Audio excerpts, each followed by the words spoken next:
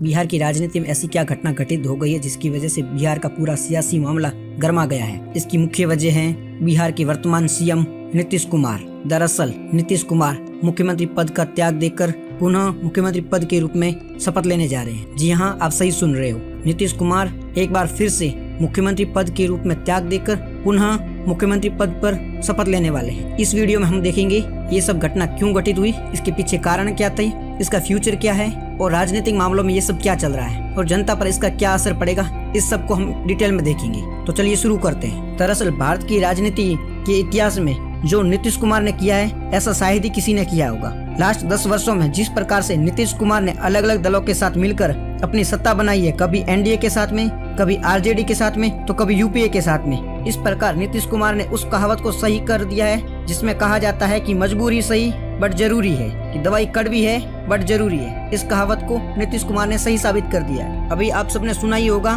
कि नीतीश कुमार एक बार फिर से सीएम पद पर रिजाइन कर रहे हैं और पुनः रविवार के दिन सीएम पद पर शपथ लेने जा रहे हैं। बट इसमें आश्चर्य की बात यह है कि ये वही नीतीश कुमार है जिन्होंने कुछ दिन पहले घोषणा करी थी कि वो किसी भी हालत में एनडीए में शामिल नहीं होने वाले हैं। और ये वही नीतीश कुमार है जिन्होंने कहा था कि किसी भी हालत में एनडीए को हराना उनका सबसे बड़ा टारगेट है, उनका सबसे बड़ा लक्ष्य है। तो इसी क्रम में इन्होंने इंडिया ग्रुप को बनाया था। दरअसल इंडिया ग्रुप जिसमें अलग अलग पार्टियां शामिल है, जैसे कि जेडीए, आरजेडी, कांग्रेस, आम आदमी पार्टी, तृणमूल कांग्रेस, समाजवादी पार्टी, शिवसेना इत्यादि।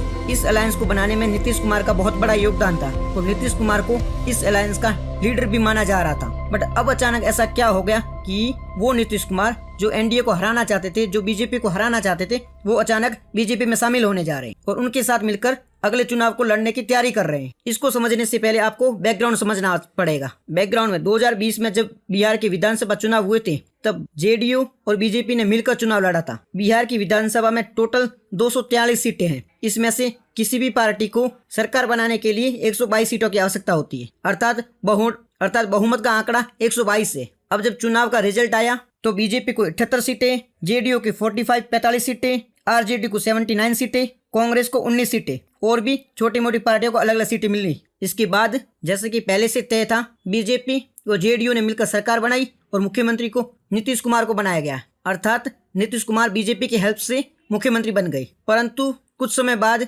नीतीश कुमार ने अलग अलग बहाने बनाए। उनका कहना था कि बीजेपी जेडीयू को खत्म करने में है, जेडीयू का फ्यूचर बीजेपी के साथ खतरे में है। इसका हवाला देते हुए नीतीश कुमार ने बीजेपी का साथ छोड़ दिया और सीएम पद से इस्तीफा दे दिया। उसके अगले ही दिन नीतीश कुमार ने आरजेडी के साथ मिलकर सत्ता प्राप्त कर ली और सरकार बना ली और खुद चीफ मिनिस्टर बन गए और आरजेडी सुप्रीमो तेजस्वी यादव उप मुख्यमंत्री बन गए। इसके बाद सरकार चलती रही। तो यहाँ तक तो सब सही चल रहा था, बट अचानक क्या हुआ कि दोनों अलग अलग हो गए। दोनों के अलग अलग होने का पीछे रीजन है, उसकी शुरुआत हुई है 13 जनवरी से। दरअसल 13 जनवरी को इंडिया अलायंस की बैठक हुई थी। इस बैठक में सीपीएम लीडर सीताराम येचुरी द्वारा नीतीश कुमार को इंडिया अलायंस का अध्यक्ष बनाने का प्रस्ताव रखा गया था। लालू प्रसाद यादव, शरद पवार और भी कुछ नेता जैसे तेजस्वी यादव, इन्होंने सीताराम येचुरी के इस प्रस्ताव का समर्थन किया। तेजस्वी यादव का मानना था कि अगर नीतीश कुमार को राष्ट्रीय पॉलिटिक्स में जोड़ दिया जाए तो उनका सीएम बनने का सपना पूरा हो सकता है, वो बिहार के सीएम बन सकते हैं। बट इसमें सबसे बड़ी बाधा बन गई राहुल गांधी। राहुल गांधी ने इस प्रस्ताव को ये बोल के खारिज कर दिया कि ममता बनर्जी है वो इस अलायंस की बहुत ही महत्वपूर्ण सदस्य है, वो भी यहाँ पर हाजिर नहीं है और उनके बिना इस प्रस्ताव को स्वीकार नहीं किया जा सकता है। कांग्रेस अध्यक्ष मल्लिकार्जुन खड़गे और सोनिया गांधी ने भी चुप रहकर राहुल गांधी के इस प्रस्ताव का समर्थन कर लिया। दरअसल कांग्रेस की राजनीति ये थी कि अगर नीतीश कुमार को इंडिया अलायंस का अध्यक्ष बना दिया जाता है तो इसमें जो कांग्रेस की बची कुछ इज्जत है वो भी खत्म हो जाएगी, क्योंकि अभी सबसे बड़ी पार्टी बीजेपी के बाद में कांग्रेस को ही माना जाता है। और अगर इंडिया अलायंस का अध्यक्ष नीतीश कुमार को बना दिया जाता है फिर कांग्रेस के पास में वो जो इज्जत है वो भी चली जाएगी। राहुल गांधी के इस प्रकार से नीतीश कुमार के खिलाफ बयान देने से या नीतीश कुमार को अस्वीकार करने से नीतीश कुमार ने इसे अपना अपमान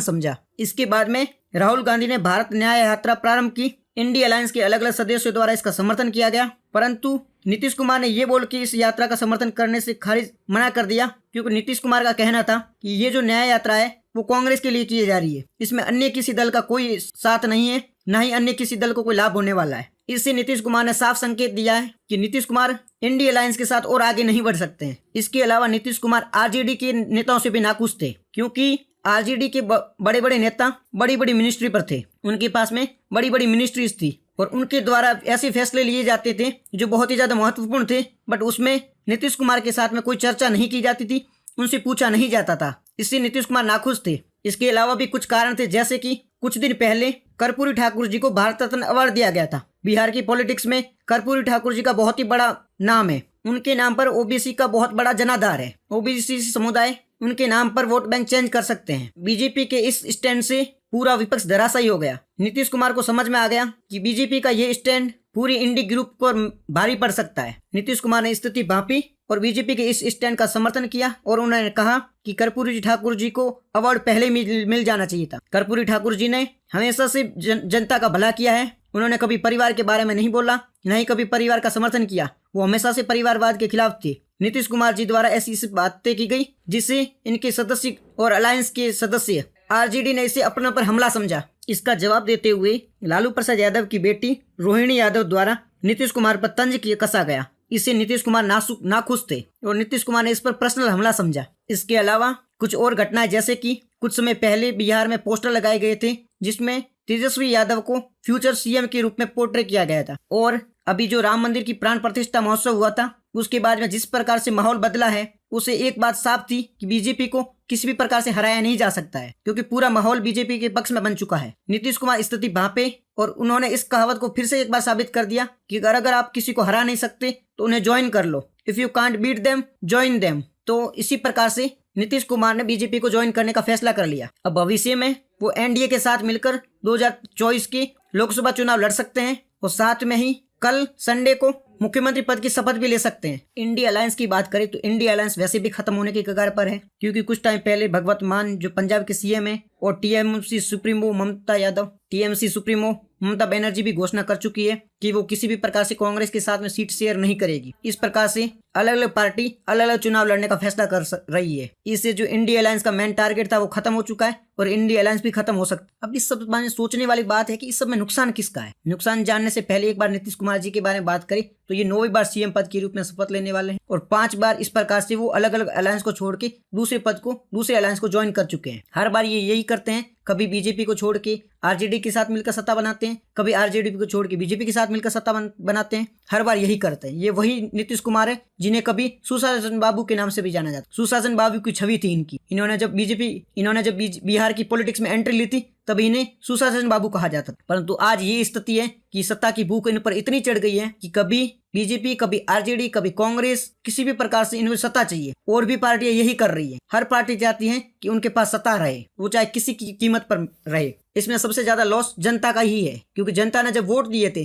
तब यही सोच के दिए कि बीजेपी जेडीयू साथ में लड़ रहे हैं, उनके नाम पर वोट मिले होंगे। कुछ टाइम बाद में इन्होंने पार्टी से अलग होकर दूसरी पार्टी के साथ मिलकर सत्ता बना ली। सेम फिर इनको नेक्स्ट टाइम वोट मिले होंगे कि आरजेडी और जेडीयू के नाम से मिले होंगे, फिर बीजेपी के साथ में सत्ता बना लेते हैं। ये पार्टी पॉलिटिक्स से ऊपर उठना, वो हर बार ये पार्टी पॉलिटिक्स ही करते रहते हैं। इनमें जो मेन मुद्दे हैं वो धराशायी रह जाते हैं, वो छुपे हुए रह जाते हैं। मेन मुद्दे जैसे कि शिक्षा का मुद्दा है, स्वास्थ्य का मुद्दा है, बेरोजगारी का मुद्दा है, भूखमरी का मुद्दा है, गरीबी का मुद्दा है, उस पर कोई चर्चा नहीं कर रहा। वो मुद्दे इन सत्ता के भूखों के आगे हमेशा छुप जाते हैं। ये कभी जाति, कभी धर्म, तो कभी वर्ग, कभी स्थान के नाम पर बांटते रहते हैं। इनका एक ही टारगेट है, लोगों को बांटो और सत्ता पाओ। सत्ता नहीं मिलती तो एमएलए को तोड़ो, एमपी को तोड़ो, उसकी पार्टी से भी एमपी को इधर लाओ, इसकी पार्टी से तोड़ो। इनके आधे से ज्यादा सदस्य होटल में बुक रहते हैं ताकि बाहर गए तो टूट न जाए। फिर क्यों दे रहे हैं वोट हम सब? क्या मतलब है हमारे वोटों का? कोई मतलब नहीं। आप वोट दो, एंजॉय करो, हर दिन मुद्दा देखते रहो। आप उसकी सरकार है, आज वो सत्ता में है, आज वो इस्तीफा दे रहा है, आज उसने उसको धोखा दे दिया। सब एक दूसरे पे आरोप लगाते रहते हैं। कभी कोई किस पर आरोप लगाएगा, कभी कोई किस पे आरोप लगाएगा,